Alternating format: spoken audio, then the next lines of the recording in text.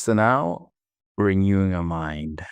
Your mind is not meant to run on autopilot, left unattended. It drifts toward fear, toward comparison, toward worst case scenarios. Renewing your mind isn't about pretending everything is fine. It's about replacing distortion with truth. Every day, you're shaped by what you think about most. If you rehearse anxiety, anxiety strengthens. If you rehearse resentment, resentment deepens. If you rehearse truth, truth anchors. Renewal is not a one-time event.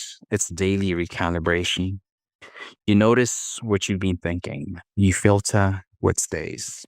You choose what aligns with truth. Transformation begins in thought before it appears in behavior. So we're going to complete day 29, renew your mind. We've done that. So we pay attention toward dominant thoughts. We've talked about this. Identify one that doesn't align with truth. Replace it intentionally with something steady and grounded. Repeat that replacement when the old thought returns. So again, this is something that I talked about in another video. I think this was day 27. We're saying like the way our minds work when we're working to renew our mind is that we recognize that thought that we're having to make it obedient to Christ. We recognize that thought. You can write it down. What thought that is. Find the scripture that talks about that thought, or that talks about how to overcome that thought that you're having. Pray that scripture. Say it out loud. Declare it. Pray it. Sing it. Let your whole body feel that scripture. Let your whole body feel it. Walk around your whole house, your whole room screaming that scripture. Reinforce it. Memorize it. Keep it in your mind. Keep it everywhere you go. Because the moment you do that, naturally, that other thought that you had, it starts losing its hold on you.